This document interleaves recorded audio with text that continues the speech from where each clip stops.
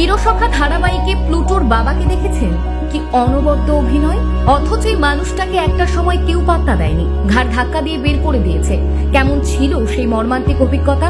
কাজের মাঝে একজনকে প্রচন্ড মিস করেন। কে তিনি? অভিনেতার বয়স কত হলো?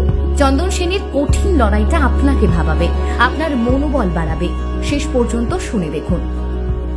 সময়টা সেই 1977। বাংলা থিয়েটারের অভিনয় শুরু করেন। ঠিক তার 20 বছর পর একজন সৃজনশীল পরিচালক হিসেবে যোগদান থিয়েটার গ্রুপে।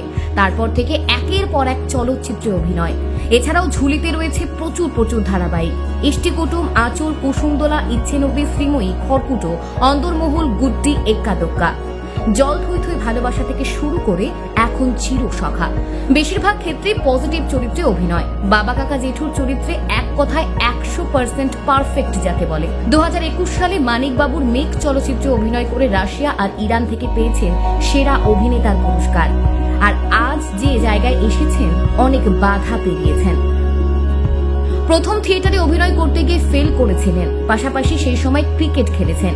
তখন অভিনেতাকে বলা হয়েছিল, নয় তুমি ক্রিকেট খেলো, নয় অভিনয়ে এসো, তুমি অভিনয় সিরিয়াস নাও। তখন অভিনেতা বেছে নিলেন থিয়েটার। এমনও হয়েছে অভিনয়ের জন্য ছবি দিয়েই যাচ্ছেন টানা 3 মাস, যদি কোথাও একটা ছোট্ট পার্ট পাওয়া যায়। কিন্তু কেউ পাত্তা দেয়নি। চোখের সামনেই তার ছবি ছিঁড়ে ফেলে দেওয়া হয়েছে।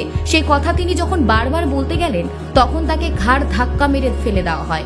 এমনকি রাস্তায় 103 জন নিয়ে দাঁড়িয়েছিলেন শুধুমাত্র গাড়ি এসে তাকে নিয়ে যাবে বলে।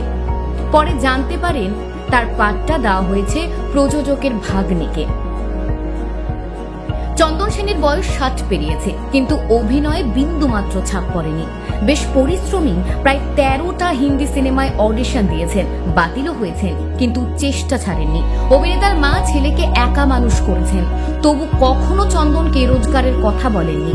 যে সময় ছেলেরা চাকরি করে সেই সময় চন্দন থিয়েটার করেছেন, তাই সাফল্যের শিখরে সে মাকে প্রচন্ড মিস করেন। অভিনেতার শরীরে থাবা বসে রোগ, দীর্ঘদিন সহ্য করেছেন। অবশ্যই রোগ হার মেনেছে চন্দনের মনোবলের কাছে।